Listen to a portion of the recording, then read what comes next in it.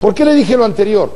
Porque cansados de los robos y los asaltos, habitantes de las delegaciones de Tlalpan e Iztapalapa en la Ciudad de México han decidido tomar la justicia en mano propia. Grupos de vecinos establecen mecanismos de autodefensa para frenar a la delincuencia. Con uno, Juan Rivas informa. Ese sonido indica que hay un delincuente cerca y es momento de actuar. Sí, hacemos precisamente el simulacro a la 1:30 de la mañana, salimos todos, tenemos un silbato que compramos, cada uno de los vecinos compramos un silbato y empezamos a tocarlo y ya empezamos a salir todos, empiezan a salir toda la cuadra. Cansados de asaltos, robos a casa-habitación e incluso intentos de violación, habitantes de la colonia Pedregal de Santa Úrsula Xitla, en la delegación Tlalpan, han creado sus propios mecanismos de autodefensa. Aseguran que están dispuestos a protegerse como sea. De entrada, colocaron estos letreros en los que amenazan con linchar a los delincuentes. Que ha llegado el momento que hemos pensado eso, de agarrarlos y lincharlos, la verdad. Porque no es justo de que de buenas a primeras llega una casa de acá de este lado, también la vaciaron. Y desafortunadamente, pues las autoridades no hacen nada, ¿no? Entonces no hay de otra más de que pues uno va a tomar pues represalias contra ellos. Aquí, asegurar los autos con cadenas y bastones dejó de ser suficiente. Sin embargo, algunos vecinos de la misma demarcación les piden que reconsideren las acciones a seguir. Creo que es inadecuado, creo que tenemos que exigir, si no cumple la autoridad, tendrá que buscarse otras instancias que lo hagan y que intervenga el gobierno local y el gobierno federal.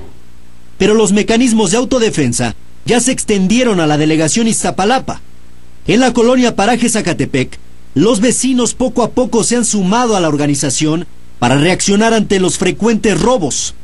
Bueno, así que todos los vecinos que quisieron juntarse y cooperar para que se comprara el material son los que estamos ahora sí que unidos para... Hasta 3 advertencias de este tipo hemos encontrado por calle en la delegación Iztapalapa, una muestra de la desesperación que está llevando a los habitantes de este lugar y de otros puntos de la ciudad a conformar estos mecanismos de autodefensa.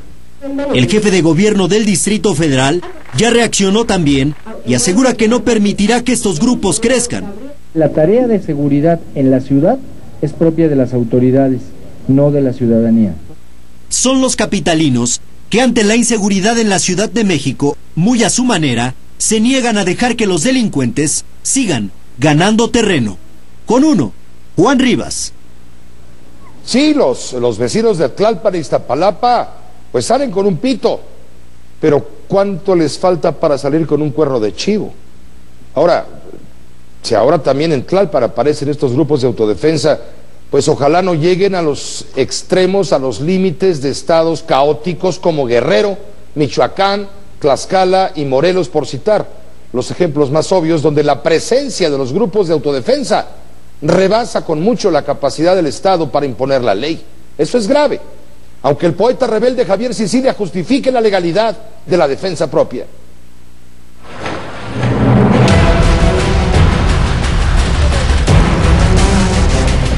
Y el Estado sigue sin asumir la deuda, sin asumir la responsabilidad, sin hacer un gramo de justicia.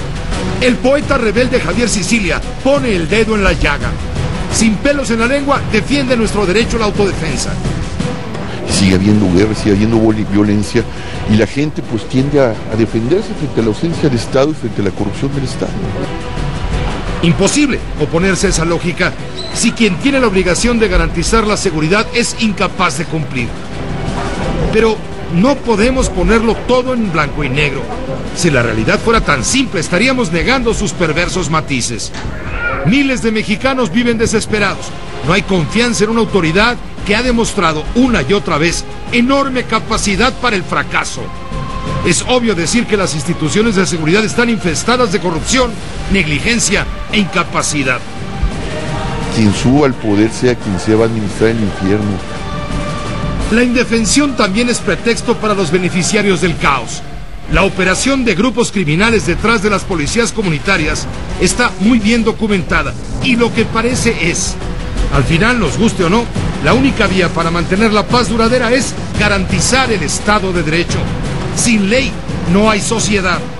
Vamos a las calles a exigirles a estos hijos de la chingada que le paren al crimen organizado y a estos cabrones del gobierno que respondan. Nadie con mediana sensatez justifica la impunidad. Sin embargo, la aplicación de la ley por propia mano, como justifica el poeta rebelde, es buscarle problema a la solución y no solución al problema.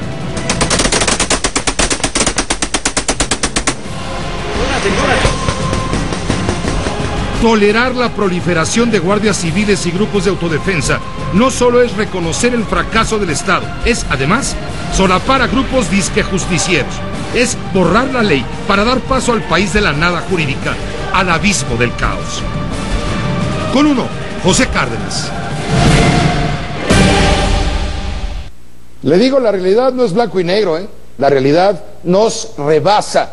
Hablábamos de Tlalpan hace un momento. Luego hablamos de que ha cundido el problema de los grupos de autodefensa. Pues mire, los de Tlalpan tendrán los silbatos o como sea, pero también tienen cuando menos algo de razón, sin llegar a los extremos del uso de armas y de la justicia por mano propia. Mire, allí en Tlalpan 5 muertos dejó una balacera ocurrida esta tarde en Tlalpan, justamente, en el interior del Centro Nacional de Rehabilitación, en un hospital. Sujetos armados intentaron asaltar a los custodios de una camioneta de valores cuando surtían de dinero a los cajeros automáticos de la institución. Esta noche, a través de un comunicado, el Instituto Nacional de Rehabilitación informó que funciona ya con toda normalidad, porque el hospital estuvo cerrado. El incidente no afectó los servicios ni la atención de los pacientes. Con uno, Rubén Rojas, quien estuvo ahí, informan. Con batas blancas y gafetes falsos burlaron la seguridad del Instituto Nacional de Rehabilitación. Se hicieron pasar por médicos para asaltar los cajeros automáticos justo cuando la empresa de seguridad los surtía de efectivo. Por una puerta que está clausurada del lado del periférico, aparentemente hasta este momento, de manera preliminar, 4 personas ingresaron por ahí, rompieron las cadenas, se fueron hacia el cajero de HCBC que está al interior del Instituto Nacional de Rehabilitación. Los custodios evitaron el asalto, pero se desató una balacera que dejó 5 muertos y 2 heridos graves. Por 066 avisan a la Secretaría de Seguridad Pública misma que arriba al lugar, preserva el numerario, el dinero que estaba afuera del cajero, 5 armas de fuego que se encontraban cerca de las personas que portaban las batas y que estaban privadas de la vida. Y vamos a ver, bueno, ahora seguramente la Procuraduría verificará a quién pertenecen cada una de esas armas. De las personas que perdieron la vida, 4 se presume pertenecían al grupo delictivo. Un custodio fue alcanzado por los proyectiles. Justo en la salida posterior del instituto quedaron los restos de uno de los asaltantes. Hicimos un cerco policíaco importante en toda la zona, ya que después de la llamada al 066, incluso buscamos en las inmediaciones de la zona y ahorita estamos revisando precisamente videos para ver si hubo más participantes en este hecho o solo fueron esas 4 personas que quedaban privadas de la vida. Al lugar acudieron peritos de la Procuraduría Capitalina, personal de la Policía Auxiliar y elementos federales como resguardo. No hubo detenidos, pero de acuerdo con información no confirmada, al menos 2 delincuentes lograron escapar dejando las batas con las que burlaron la seguridad sobre el camellón del distribuidor vial de Periférico y Viaducto Tlalpan. Con uno, Rubén Rojas. La cifra de cadáveres encontrados en las fosas clandestinas de la Barca, Jalisco, sigue imparable, crece, aumenta. Hasta el momento suman 48 los cuerpos hallados, en 22 fosas, de acuerdo con informes de la Procuraduría de Justicia General de la República. 37 de los 48 cadáveres están ya en el Instituto de Ciencias Forenses, aquí en el Distrito Federal. Como le hemos venido informando, la localización de estas narcofosas se logró tras la detención de 25 policías en el municipio de Vistahermosa, Michoacán. Todos ellos involucrados en la desaparición de 2 policías ministeriales, quienes aún continúan, por supuesto, en calidad de desaparecidos. Y mire, el día 3 de diciembre, es de este jueves que viene en 8, el Ponchis, el famoso Ponchis, también conocido como el niño sicario, va a ser puesto en libertad, luego de cumplir una condena de 3 años de prisión. Las autoridades de Morelos ahora desconocen cuál será el futuro del Ponchis. Ignoran si podrá viajar a Estados Unidos para reencontrarse con su familia. Él es estadounidense. Desde hace 4 meses, explicó el secretario de Gobierno de Morelos, Jorge Meseguer, el Ponchis recibe atención psicológica. Sin embargo, en Morelos no existe un programa que dé seguimiento a los adolescentes puestos en libertad. Ahí se quiebra la ley. Algunas cifras señalan que por lo menos 1 decena de jóvenes que recobraron su libertad en esa entidad fueron asesinados a manos del crimen organizado luego que dejaron la prisión. Tampoco no trata de echarle más leña al fuego, ¿no? El Ponchis es quien es, pero también es víctima. También fue víctima. Lo decíamos aquí con uno la semana pasada. Hay 30,000 niños menores de 17, 18 años que están en la calle formando parte del sicariato de los crímenes, de los grupos de los cárteles del crimen organizado. 30,000. ¿Por qué? Porque son carne de cañón muy barata. El problema de México no es un asunto de drogas nada más. Las organizaciones criminales han adquirido tal grado de sofisticación que se están apoderando de las instituciones. Esto lo dice el expresidente Felipe Calderón, y algo sabrá. Se lo dice en una entrevista concedida al diario ABC de Asunción, Paraguay. El expresidente Calderón también defendió su lucha contra el narcotráfico. Más que un combate, explicó, fue una batalla por la seguridad pública, amenazada por criminales, quienes en su origen solo se dedicaron al tráfico de drogas, pero luego incluyeron actividades ilícitas como el secuestro y la extorsión.